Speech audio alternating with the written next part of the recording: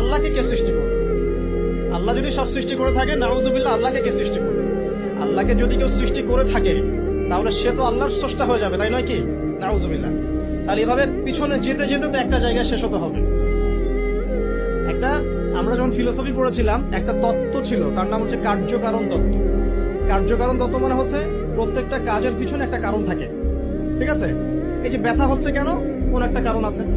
জ্বর কেন? একটা ভাইরাস আছে। মানে প্রত্যেকটা বিষয়ের পিছনে একটা কারণ আছে। এই কারণ যদি আপনি সার্চ করতে যান, এটা কেন এই কারণে, ওইটা কেন এই কারণে, ওইটা কেন ওই কারণে, এই করতে করতে করতে আপনাকে একটা জায়গায় গিয়ে থামতে হবে। আর সেই মহান সত্তার নাম কি? আল্লাহ। এটা আমরা বিশ্বাস করি। এখন আপনি যতই প্রশ্ন করেন এইভাবে, আপনি কোনো কুল কিনারা পাবেন না।